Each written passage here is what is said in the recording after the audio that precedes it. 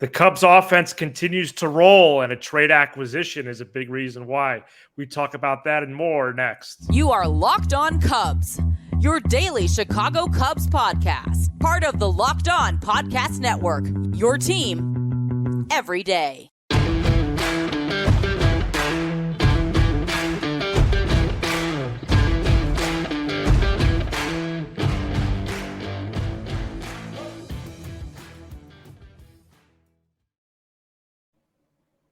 You are Locked On Cubs, part of the Locked On Podcast Network, your team every day. Alongside Sam Olber, I'm Matt Cozy. Please support the show by following on your preferred audio platform, and you can watch, subscribe, and leave a comment on YouTube. Thanks so much for making us your first listen. Sam and I are lifelong fans, taking our passion into discussion with you on all things Cubs. And if you listen every day, whether it has been for all 13 months we've been on the air, the last 13 days, last 13 seconds, whatever amount of time, I ask that you let us know right now. If you're watching on YouTube, please leave a comment below. If you're listening on Apple, Spotify, or wherever you listen to us, please send us a tweet at Locked On Cubs. You could include one of our personal handles in there if you want as well. But your message could be as simple as only writing every day or a couple sentences about the show or how the Cubs are doing. But make sure to include that you're an everydayer, and I'll respond back to you as well. Just trying to do some preliminary research on some things and just show my appreciation. Can I say something? Yeah. And I mean this with love. You have such a unique hairstyle every episode. Like today, it looks so clean and slick, and then certain times it looks like it's it's almost different. Right. And I envy it. Well, for years I did nothing with my hair, so I'm making up for lost time. And the people in here are going to say, "Oh, he looks like Yan Gomes." I don't know. I think we should do a side by side one of these days. It's the jawline. But Right. like with me, my hair every day, it's so incredibly unpredictable. Go ahead. All right. Well, thank you. And Sam, I wanted to ask you, what was your Cubs off day like? So my off day was packed, Matthew, because when the Cubs don't play, it's almost like a catch-up day for me. Okay. I get a lot of things done that might have been on the back burner because by about 4:57 mentally, I'm at Citi Field, the Rogers Center, Wrigley, Great American, Guaranteed Rate, American Family Insurance, Bush. So PNC. I really lock in. And for example, we're recording this at the evening time on Thursday night. Right. And I'm not like wired from the game. I'm relaxed. I'll probably close down the laptop when we're done, reopen it up, and even get some more work done. So then the weekend can be dedicated to those folks on Clark and Addison. How about you? Yeah, it was good. It was odd not having the Cubs because they've played the last 16 days. So excited to watch them on Apple TV Plus. No. And I will be utilizing the audio option where you can actually get the radio call. Well, so we'll make sure we do that tomorrow. Well, you and I will be in the same room. Are you when Apple TV Plus? What's that mean as opposed to Apple TV? Oh, that's the official name of the streaming. Oh, okay. Yeah, I'm not really looking forward to that. Okay. That broadcast. Well, that's why we're going to try to put on the hometown call with the video. So right. Okay. Cubs are 59-56, 2.5 games back. Sounds a little down. A first place in the NL Central, a half game back in the third wild card spot, and 4 games back in the first wild card spot. They made 2 trades at the deadline last week, acquiring the best rental bat on the market in Jeimer Candelario, and an intriguing relief pitcher in Jose Cuas, and both players are doing well so far in a Cubs uniform. We're going to talk about August so far, the 9 games in August, which coincides with these trades, Sam. And let's start with Candelario, who's hitting .485 in the 9 games. He has a homer and 5 doubles. He's really been able to lengthen the lineup. It's been a pleasure to watch him. Yeah, length of the lineup's the exactly correct term. He's another guy that takes a lot of pitches. If you don't execute, he's a tough out. He's right in line in that Talkman, Hap, area. I think he should hit higher in the order. I'm really interested though to see what they do with him defensively, Matthew, because Yeah. it seems as though Bellinger has kind of re-locked down center. But if you really wanted to get your best pieces in there, you could make a case that Candelario's third, Bellinger's first, Talkman center, and if Suzuki were to hit or something like that, you could fit another guy in there. Of But course. I think they're kind of married to Madrigal at that spot right now. But overall, I mean, the early returns have been prosperous. Yeah, I think it would be a decision about Madrigal, about Suzuki. Really, those are the two players that you would be deciding, not necessarily in between, but with some of the lineup construction. We've talked about Talkman, who we're going to get to in a couple minutes again. Oh, are we? But Candelario by advanced metrics, by standard metrics, with which, believe it or not, I still enjoy as a diehard baseball fan. Is one of the top players in the sport. He's a top 30 hitter according to Fangraphs. Yep. And I really have. I got a lot of really good feelings when they made that trade last week. I was really excited when the news broke. Yeah. Thought it was a good price, and it's gone really well with him so far. I just am, wondering if he is going to start to climb the ladder a little bit of the lineup. I know against a lefty, I believe his first game or the game I was in attendance last week against the Redlegs, he actually batted 8th. Yeah. Which was wild. Yeah. But he really has the numbers to support a 3, 4, or 5 position. Yeah. And if it's up to me, which it is, I might sneak in a lineup graphic before the episode is out. Oh. And because I do think some changes need to be made. I think the Blue Jays actually, despite as difficult of a series as it will be, and we'll preview it later, is the time to reveal something like that. So we'll see. We'll see. In terms of the offense, Sam, Bellinger's still been red hot. He also has 5 stolen bases in August, which I find intriguing as well. Did not know that till I researched today. Intriguing is an interesting way to put it. Yeah, that's probably the wrong word choice. Yeah, then it talked. Hey, it would only be a problem if you taught English. Go ahead. And then Talkman in August is only hitting 407 with the 500 on base. Well, Talkman. I mean, it's like a video game. 500 on base? I know it's only been 9 games, but come on. Well, it's not. It's 9 more than 0. That's 3 series. Look, I agree with everything you said about Candelario, so I'm not. There's no reason for me to add on to that. I hate when I do that. I say something like, "Hey, I'm going to agree," and then I just say the same thing again. It's just a waste of time. Podcasting 101. As far as Talkman goes, he's been really hot. The guy I'm watching, and the 2 guys I'm watching, the 3, 4, 5, 6 guys. I was kidding. Yeah, all 13 offensive players. The 2 guys I'm watching in August are Cody Bellinger and Ian Happ. Bellinger for the stance of like, is this sustainable?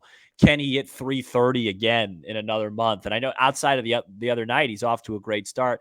And then we've talked about Happ. Like I just feel like this team is not going to make the playoffs unless Ian Happ raises his game. I know he walks at a high rate. That batting average has to be at least in the high 250s, at least. Right now, I believe it's in the 240s. Right. He needs to elevate his game, and I think everybody else feels steady. Nico kind of feels like in a steady streak, although he's taken a lot more pitches, which is interesting. The Talkman thing, I don't know what more there is to say about it, so I'm just going to let it be. Jan's Jan. And Dansby, what I've learned about Dansby is, Matt, Yeah, he's got Like, a weird line right now. he's just a weird player in a good way. Okay. Like this last week in Citi Field, he went 0 for the series, I think. Right, and that's caused him to. He's got a 182 average for the month. Yeah, but then right before that, he was scorching. 4 It's just, homers. he's one of those guys. I don't think you could just say, "Hey, man, take me home for a month." But he could just he could be the best player on the team this weekend. You just never know with him. So I kind of label him a wild card. I label Morel a wild card. Yes, it's a good label. Yeah, and so that's what it is. But overall, I mean, they didn't have a good offensive showing in Queens, but that felt kind of inevitable. They were playing a lot of games in a row.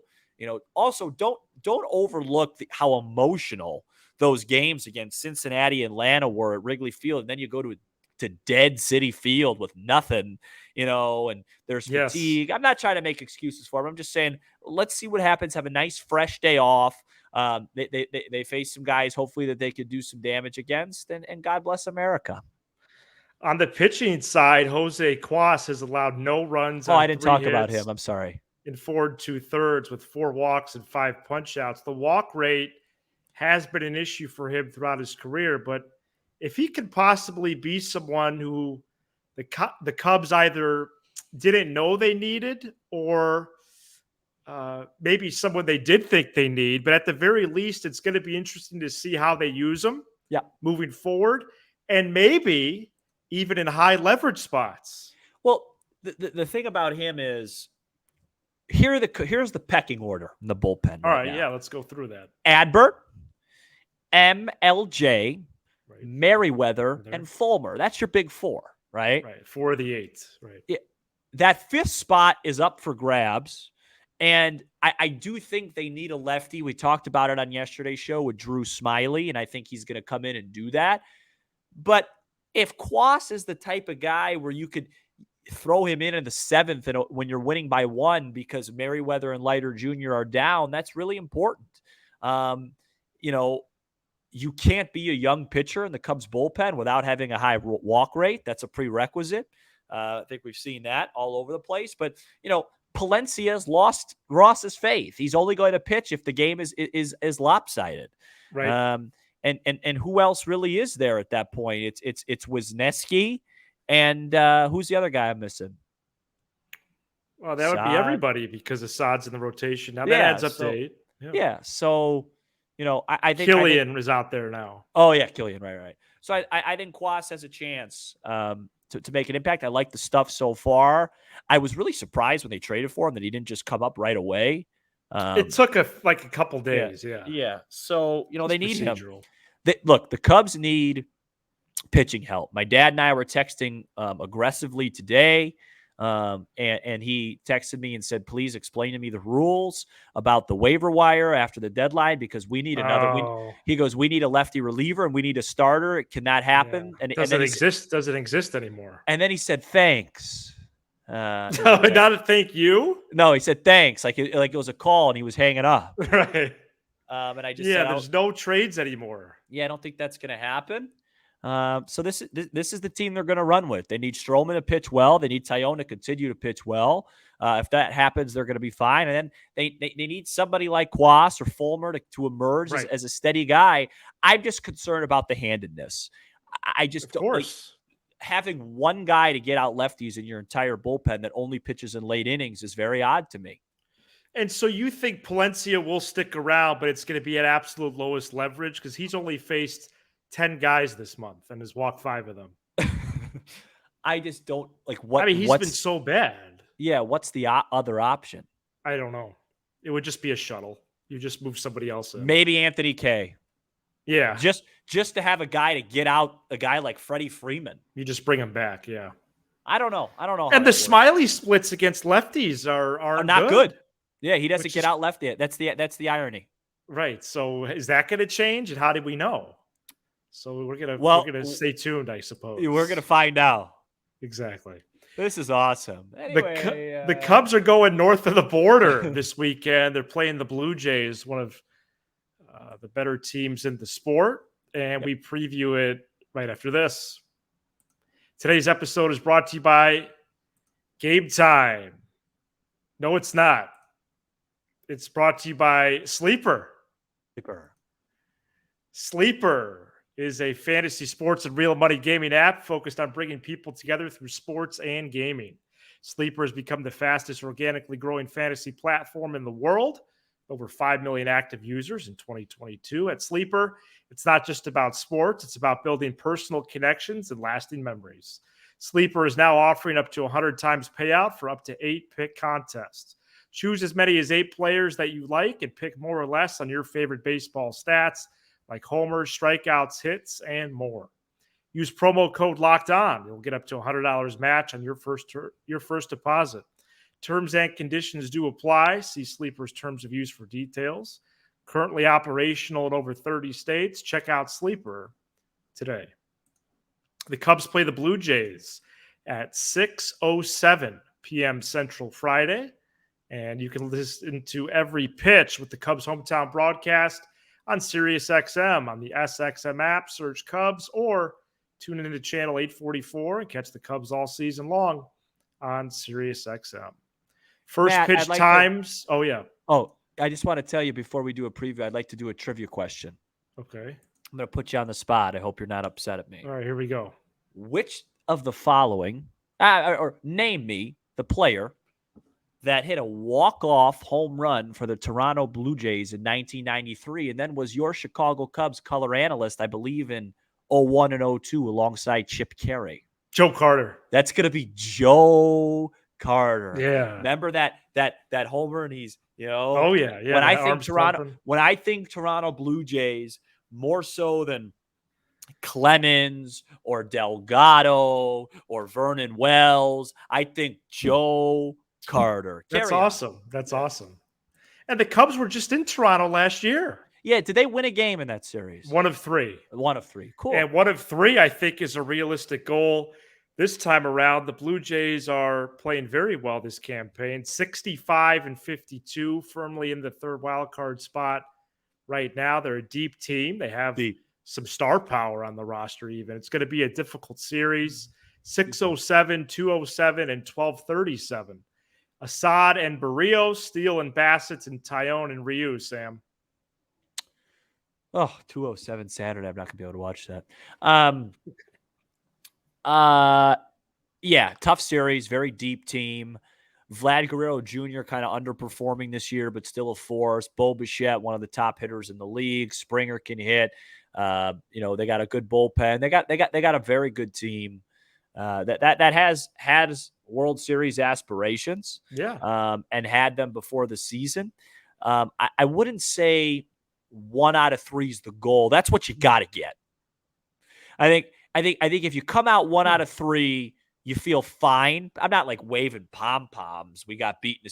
This is a team, the Chicago Cubs, that are trying to go to the postseason. So I'm not going to go into any series and go, please, God, let's just win 1. You know what I mean? But yes, to your point, it's not a failure. It's not a disaster. They can't get swept. They can't get swept. And look, they're facing Toronto. Milwaukee's facing the worst organization in the sport. And Cincinnati's playing Pittsburgh. So I think it's safe to assume those 2 teams are going to win 2 out of 3. Right. If you don't win 2 out of 3, you come home 3.5 back. That's not great. However, then Milwaukee goes, they play the Dodgers, the Rangers, the Twins, the Padres, and you play the Sox, the Royals, the Pirates, the Tigers. So you have 12. That's where the season might be defined. Yeah, starting on Tuesday. They got to rattle off W's, and I mean 5 in a row. 10 and 2. Yeah, 10 and 2. We'll preview that next week, but yeah, it's a huge huge light stretch. Nothing worse than 8 and 4. Oh gosh, no. So that's it. So, yeah. So to your point, we're in survival mode, but you never know. You win game 1, Assad surprises, then all of a sudden you got Steely on the bump. You start getting greedy. Well, if they surprise with Assad Friday night, I'm proposing that we do like like a mini cast or something, audio only. I'll bring my mobile mic and we record about 10 minutes. Yeah. And then we'll throw that up on Apple, Spotify, where we get your podcast. Yeah, that'd be fun. Unfortunately, by the time I think you get there, it might be 10-0 Toronto. No, I'm joking. I believe in you, Javier, if you're watching. I know you watch the show. We believe in you. And I feel like, since you mentioned it about 18 minutes ago, I look better than Jan Gomes. I really have to say that. Someone put up the side by side. I get it. I get what y'all are saying, but I just yeah. You know, and he's having a career year. My friend Kevin said I'm out of heater recently, so I guess we have the similarity there as well. But listen, I don't know if I see it. Can I comment on that? Does he have hair, by the way? No. Yes, he does. Can I comment on that? I think so. It's the jawline. My drops aren't playing. Did you hear the Ross laugh? Oh, twice. Oh, okay. It's the jawline for me that does it. All right, that's great. I think Jan's a good-looking guy, and you know, thankfully, unfortunately, you don't catch or hit like him. Right. You know who I look like on the team? Who? Me neither. Okay, let's just move on. All right. All right. Everybody have a great weekend. Wish Sam, I looked like Dansby, but I don't. I did call Nick Cozy, Sam, and he gave me permission to give him a shout out. Nick Cozy has been on this show twice in our 13 months on the air, including co-hosting an episode in April. And we're so excited for him and his now fiance on their engagement. Publicly announced that on the show. He is an everydayer. He gave me permission. Oh wow, I didn't know that. Yeah, so we're very excited to announce that. So you're telling me Nick got engaged? He did. Oh wow. Well, congrats to him and V. That slipped my mind. Oh wow. Anyway, and again, let us know right now if you're an everydayer by commenting below, or if you're on the audio side, sending us a tweet. We really appreciate it. Be sure to hit that subscribe button for Locked On Cubs on YouTube and smash the like button for the algorithm. Apple, Spotify, wherever you get your podcasts, and streaming on SiriusXM. Tough series this weekend. Then it lightens up next week. We'll see what the Cubs do up north. He's Sam Olber. I'm Matt Cozy. This is Locked On Cubs.